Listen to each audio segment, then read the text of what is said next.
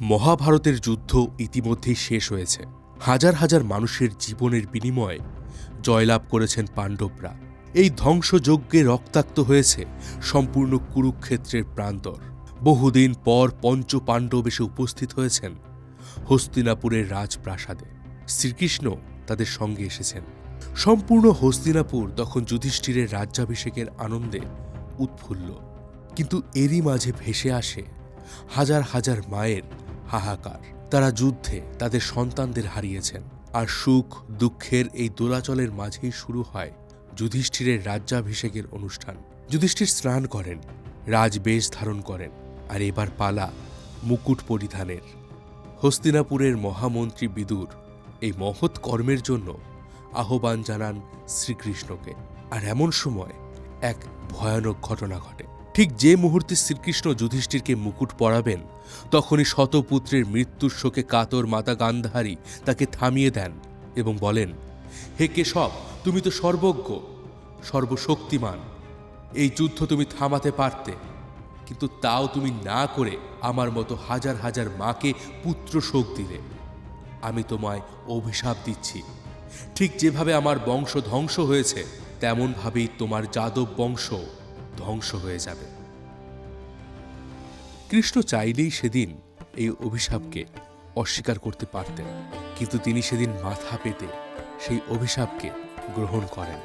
আর এই ঘটনা থেকে কি একটা প্রশ্ন উঠে আসে যে শ্রীকৃষ্ণ কি সত্যিই সর্বশক্তিমান? তিনি যদি স্বয়ং নারায়ণ এবং সারা বিশ্বের পালক হয়ে থাকেন, তাহলে তিনি কেন এই ধ্বংসযজ্ঞ থামাননি? তিনি কি যুদ্ধ চেয়েছিলেন, নাকি এর পেছনে লুকিয়ে আছে অন্য কোনো গভীর তত্ত্ব? তো নমস্কার, আমি রয়েছি মিঠুন আপনাদের সঙ্গে। আপনারা দেখছেন প্রাচীন পথ ইউটিউব চ্যানেল। আজকের ভিডিওতে আমরা জানব যে শ্রীকৃষ্ণ কেন মহাভারতের যুদ্ধ এক মুহূর্তেই বন্ধ করেননি। তবে তার আগে আপনাদেরকে অসংখ্য ধন্যবাদ।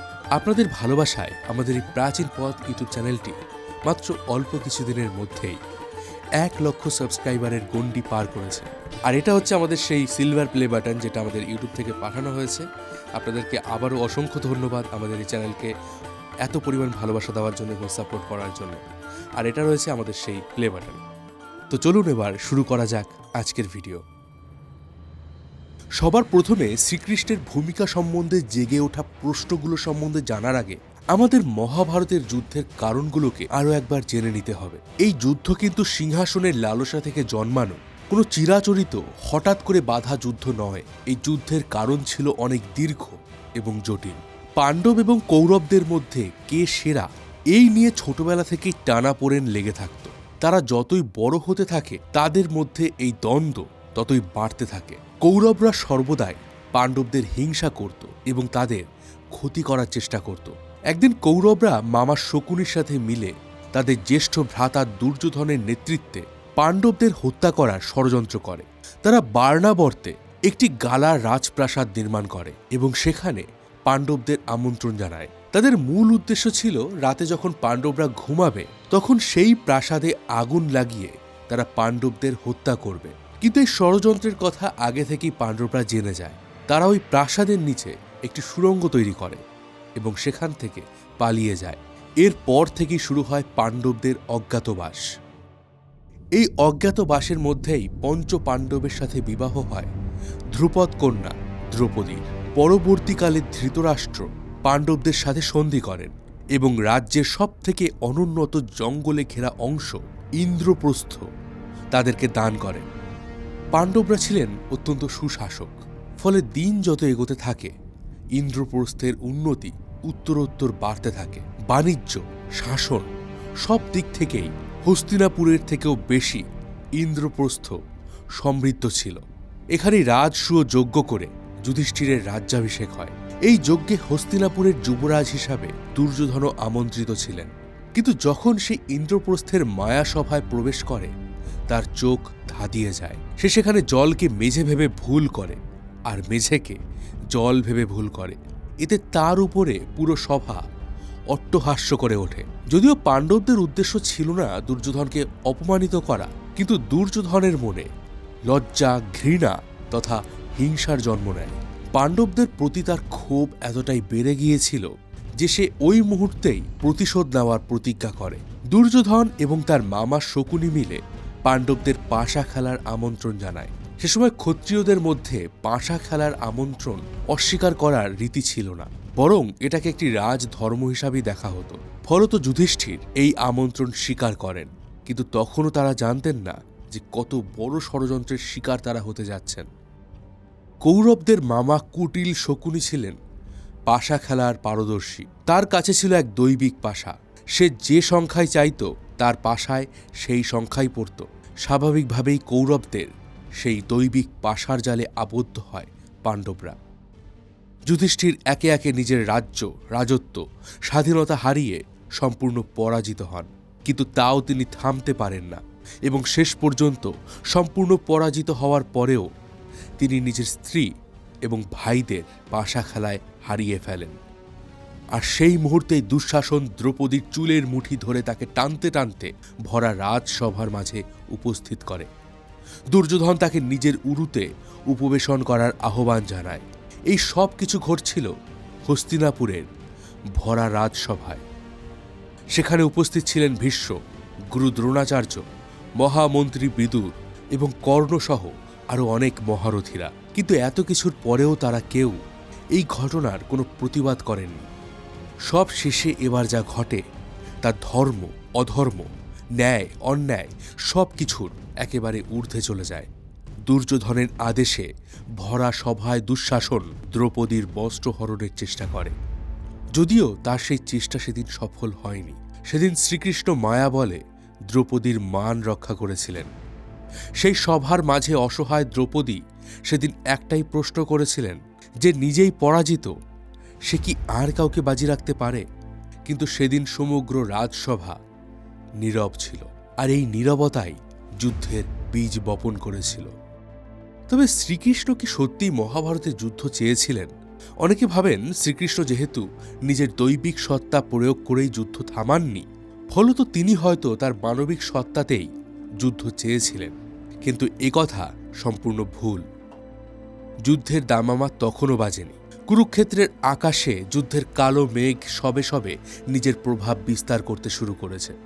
এমন সময় সেনা ছাড়া, অস্ত্র ছাড়া শ্রীকৃষ্ণ একাই হস্তিনাপুরের রাজসভায় উপস্থিত হন শান্তির বার্তা নিয়ে। হস্তিনাপুরের রাজসভা সেদিনও পরিপূর্ণ ছিল। কৃষ্ণ সকলের সামনে ধীর কণ্ঠে বলেন, পাণ্ডবরা যুদ্ধ চায় না, রাজ্যও চায় না, তারা শুধুমাত্র শান্তি চায়। তাদের মাত্র 5টি গ্রাম দেওয়া হোক, তারা সেখানেই শান্তিতে বসবাস করবে।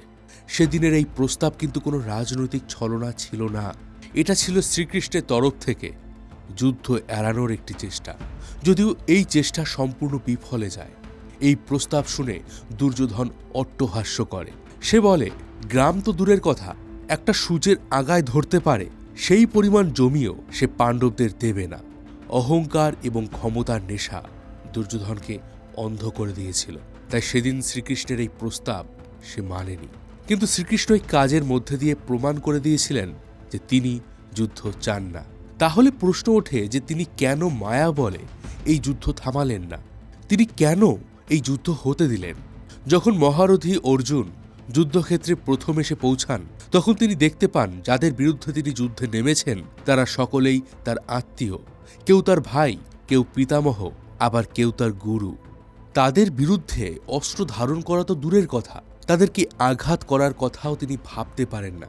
ফলে হঠাৎই সামনে নিজের আপনজনদের দেখে তার হাত কাঁপতে শুরু করে এবং তখনই তিনি নিজের গান্ডীব ধনুক নামিয়ে রাখেন। কিন্তু শ্রীকৃষ্ণ তাকে যুদ্ধ থামাতে বারণ করেন। শ্রীকৃষ্ণ তাকে তার দায়িত্ব এবং কর্তব্যের কথা মনে করান এবং তার হাতে অস্ত্র তুলে দেন। তো প্রশ্ন হচ্ছে, শ্রীকৃষ্ণ নিজে যেহেতু যুদ্ধ চাননি, তাহলে তিনি কেন অর্জুনকে যুদ্ধের জন্য উৎসাহিত করছিলেন? আর এর উত্তর কিন্তু অত্যন্ত গভীর। আসলে অধর্ম যখন কথা বলে, ঈশ্বরকে তখন ধর্মের রথের সারথি হতেই হয়। এই যুদ্ধ যে তখন আর কেবলমাত্র পাণ্ডব আর কৌরবদের মধ্যে সাম্রাজ্য দখলের লড়াই নয়, বরং এটা তখন হয়ে গিয়েছিল ধর্ম বনাম অধর্মের লড়াই, ন্যায় বনাম অন্যায়ের লড়াই। আর যখন ন্যায় অন্যায় মুখোমুখি এসে দাঁড়ায়, সে সময় যদি শ্রীকৃষ্ণ সেই যুদ্ধ থামান, তাহলে পরোক্ষভাবে অন্যায়েরই তো জয় হবে। শ্রীকৃষ্ণের কাজ শুধুমাত্র যুদ্ধ থামানো নয়, শ্রীকৃষ্ণের কাজ ধর্ম এবং ন্যায় স্থাপন করা। তার কাজ ন্যায়ের চোখ খুলে দেওয়া, কারণ একবার যদি ন্যায়ের জ্ঞান চক্ষু খুলে যায় তখন অন্যায়ের পরাজয় নিশ্চিত। তাই কুরুক্ষেত্রের যুদ্ধেও এই সীমাহীন অন্যায়কে হারাতে তিনি যুদ্ধ থামানোর বদলে অর্জুনের বিবেককে জাগ্রত করেছিলেন। ন্যায়ের মূল্য যতই বেশি হোক না কেন, তাকে প্রতিষ্ঠা করাই ছিল তার মূল কর্তব্য। আসলে এখানে কুরুক্ষেত্র কোনো একটা সাধারণ যুদ্ধক্ষেত্র ছিল না, এখানে কুরুক্ষেত্র একটা প্রতীকী। প্রতিদিন আমাদের মনের মধ্যেও এরকম বহু কুরুক্ষেত্রের ঘটনা ঘটে। সেই যুদ্ধের একদিকে থাকে সহজ রাস্তা, চুপ করে অন্যায়কে সহ্য করা, নিজের গা বাঁচিয়ে চলা, আর অন্যদিকে থাকে সত্য বলা, অন্যায়ের বিরুদ্ধে রুখে দাঁড়ানো এবং ঝুঁকি নেওয়া। অর্জুন একা নয়, আমরাও রোজ ধনুক নামিয়ে রাখতে চাই। চারিদিকে আমরা বহু অন্যায়, অত্যাচার, অবিচার দেখি, কিন্তু তাও আমরা চুপ করে থাকি। সেসব অন্যায়ের বিরুদ্ধে রুখে দাঁড়ানোর বদলে এটা আমাদের লড়াই নয় বলে তাদেরকে আমরা এড়িয়ে যাই। আর এখানেই আসে শ্রীকৃষ্ণের ভূমিকা। তিনি সামনে দাঁড়িয়ে কোনো মায়া বলে যুদ্ধ থামান না, বরং তিনি আমাদের বিবেককে জাগ্রত করেন এবং তিনি বলেন, তুমি কি করবে সেটা তোমাকে নিজেকেই ঠিক করতে হবে। কেমন লাগলো আজকের এই পর্বটি? কমেন্ট সেকশনে জানাতে একদম ভুলবেন না। হিন্দু ধর্ম নিয়ে বহু মিথ এবং ভ্রান্ত ধারণা রয়েছে। যেমন হিন্দুদের ৩৩ কোটি দেবতা। স্বামী বিবেকানন্দ বলেছেন, গীতা পাঠ অপেক্ষা ফুটবল খেলা ভালো। আবার অনেকে বলেন, হিন্দু ধর্ম আবার কেমন ধর্ম যেখানে তারা লিঙ্গ পুজো করে? এই ৩টে মিথের সত্যতা কি, এই বিষয়ে ডিটেলসে জানার জন্য এই ভিডিওটা দেখুন। আজকের এই ভিডিওটা ভালো লাগলে অবশ্যই লাইক করে দিন এবং আমাদের এই প্রাচীন পথ চ্যানেলটিকে সাবস্ক্রাইব করে দিন। দেখা হবে পরের ভিডিওতে। ততদিন ভালো থাকবেন, সুস্থ থাকবেন, আর আমি ছিলাম মিঠুন আপনার সঙ্গে।